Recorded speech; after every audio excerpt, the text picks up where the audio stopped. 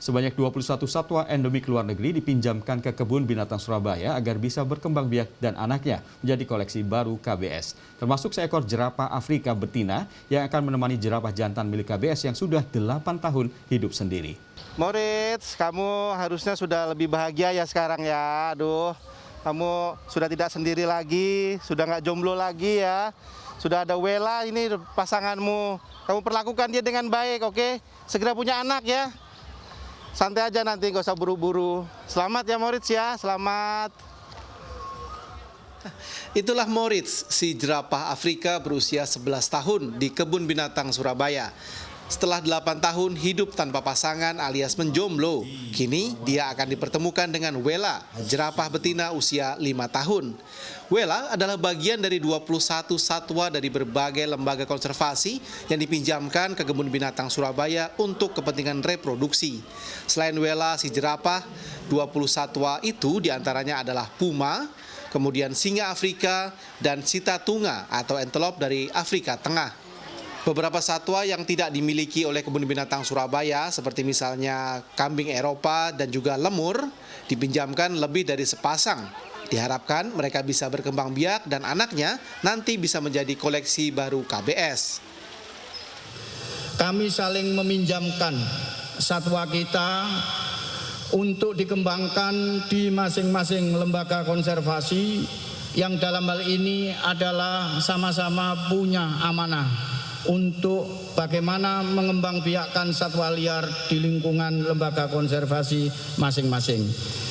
Yang kebetulan di Kebun Binatang Surabaya ada beberapa satwa yang memang perlu untuk segera dilakukan pengembangbiakan. Yang paling utama adalah satwa jerapah. Kami mempunyai satu jantan yang bernama Moritz. Tentunya sekian lama Moritz menjomblo. Kebun Binatang Surabaya KBS juga meminjamkan 19 ekor dari 6 jenis koleksi satwanya pada beberapa lembaga konservasi yang belum atau kekurangan satwa-satwa tersebut. Di antaranya adalah binturong, kemudian komodo, dan babi rusa. Menurut perawat satwa KBS, hewan-hewan yang dipinjamkan ke lembaga konservasi lain biasanya membutuhkan waktu seminggu untuk beradaptasi. Hingga saat itu, mereka masih ditempatkan di dalam kandang terpisah namun berdekatan. Untuk langkah awalnya ya tetap dikarantina dulu, diamati bagaimana tingkah lakunya, nanti dinahok dulu biasanya di kandang tidurnya untuk beberapa hari, kemudian baru dicoba ke kandang peraganya sambil diamati terus. Karena di sini juga untuk semua satwa karnivor di Kebun Binatang Surabaya ini kalau sore dimasukkan ke kandang tidurnya. Jadi ini tapi nggak full, ya kita coba beberapa jam kita amati keamanannya gimana, tingkah lakunya bagaimana. Biasanya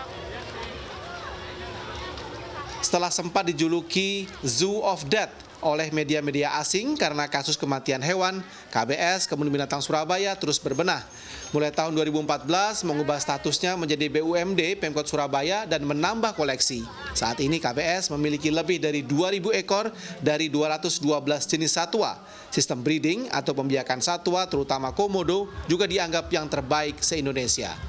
Rangga Umara, Miki Peresia, Surabaya.